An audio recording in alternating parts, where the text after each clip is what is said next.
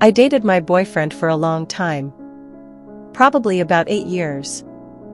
And then it happened that I had to go on a business trip to the other side of the country for work. And not just for a day or two, but for a long time. He was initially against it, however, I decided for myself that I would definitely do it. Firstly, I really wanted to get this job, because as long as I can remember I always wanted to do it. And secondly, I was already earning more than Benjamin, and that business trip, if successfully completed, would give me a very good footing. Which he didn't want to do, because Ben was getting very complex about my success, although I never stabbed him with it, but, on the contrary, tried to support him in every possible way. In general, because of this, we began to quarrel a lot and often, and a week before my departure, we had a very bad fight. He didn't even go to see me off at the airport. Abigail recalls. We didn't speak to him for at least a fortnight. Then I couldn't stand it any longer and wrote to him first. We seemed to make up, but the relationship remained cold. We fought about all sorts of things, resented each other. That sort of thing. You know, it's childish and not serious, but he gave it all such importance, clung to all sorts of nonsense, and then inflated it to the universal. My nerves were already on edge. Here was a new cause for scandal. When it was Benji's birthday, however, she sent him a message saying, "Congratulations, love. Happy birthday.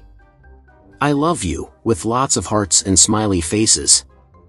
Except that she was sending this message from her bed, where she was lying with a married man with whom she had developed a relationship on her traveling business, and who, after their affair began actively helping her with her work, using his official position. However, even without knowing this savory nuance, her fiancé found nothing better than to cause a scandal again, accusing her of missing this birthday party of his because of her and her work, which is the most important thing to her. Anyway, they said their usual scandalous set of things to each other and hung up the phones.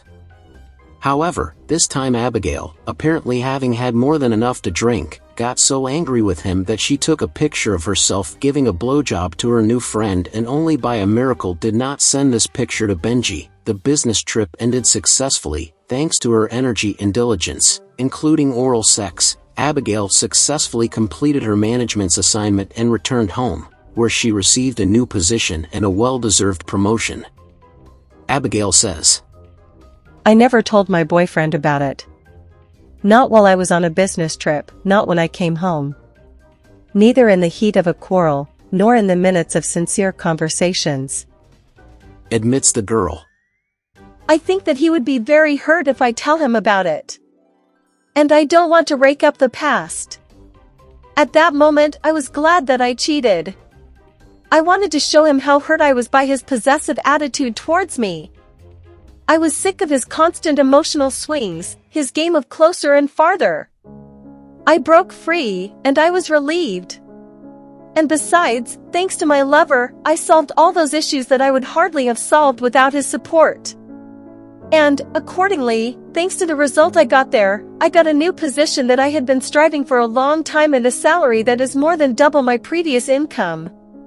And the fact that we can now afford an apartment in an elite neighborhood, a brand new Lexus from the salon, and holidays twice a year in hotels that we could not even dream of before, all this is a consequence of the fact that then I decided to do it and did it. And, if I had listened to Ben then, I'd be sitting on my arse with him. Isn't that worth a couple of nights of sex?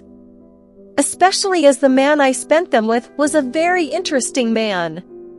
As Henry IV once said, Paris is worth a dinner party, but I'll tell you different. A promotion is worth a blow job. I am more confident now. I continue to love my boyfriend, but at the same time I don't give him any reason to boss me around. I've realized that I mean something, and I can get up at any moment and walk away quietly. Or rather, kick him out, considering I pay the rent. About 3 weeks after my return, Abigail began to be bothered by lower abdominal pain, burning when urinating, and strange discharge. The doctor sent her for tests, and the next day she found out that she was the lucky recipient of a bouquet of diseases from gonorrhea, chlamydia, and some other hard-to-pronounce sexually transmitted infection. The list of suspects was extremely small and consisted of only 2. Abigail's friend on a business trip was an experienced man and an exemplary family man and could hardly be the reason, so there was only Benjamin, who initially met all the accusations in the open, but then confessed that several times cheated on Abigail with prostitutes, in particular, on his birthday. And, after suspecting something wrong, he himself took some antibiotics without a doctor's prescription, from which the disease was not cured, but turned into a latent form. For the first time, probably for the last 6 months, he did not shift the blame for what had happened to Abigail, but asked her for forgiveness, explaining what had happened by jealousy, fear of losing her, and resentment. That evening the girl asked him to leave the house. She wanted to be alone with herself and think. Sitting in front of the mirror with a bottle of whiskey, Abigail both cried and laughed. On the one hand, she was no longer gnawed by the guilt of her cheating. 1:1 She said, toasting her image in the mirror. On the other hand, she felt as if she was covered in shit, not only on the inside but also on the outside. And Ben seemed even dirtier to her. But at the same time, knowing him well, she suddenly realized what had been going on in his brain all this time, when he had been tormented by jealousy and complexes trying to influence her in some way. And she forgave him. And only after forgiving him did she forgive herself. And only then did she realize how much she cared about him.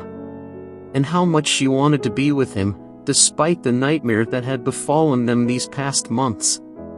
And when the realization came to her, half a bottle of strong whiskey, combined with nervous tension, did its job and the girl fell into a dead sleep. Early in the morning, Benjamin opened the door with his key and found her sleeping quietly under the plaid on the sofa. She looked so sweet that he felt a long-forgotten wave of love and tenderness for her again. And then his gaze fell on her smartphone. Not really aware of what he wanted to find there, the guy began to methodically look through the architecture of its memory. Naturally, the pedantic Abigail, with all the neatness of the female sex, had long ago deleted everything that had anything to do with her adventures on a business trip. However, she forgot one thing. Remember the historic hotel photo? Well, she deleted it the very next day. And she double-checked it a few more times. But the tragedy was that, ironically, it remained in some of the internal storage of the smartphone, where Benjamin found it. When Abigail woke up, she found on the table next to her the keys to their flat belonging to Ben, a note written in his hand with one short but very offensive word, and her smartphone opened to a picture of her sucking her friend's cock. Thank you for listening to the end. Do you think Abigail and Benjamin will make up? Let us know in the comments.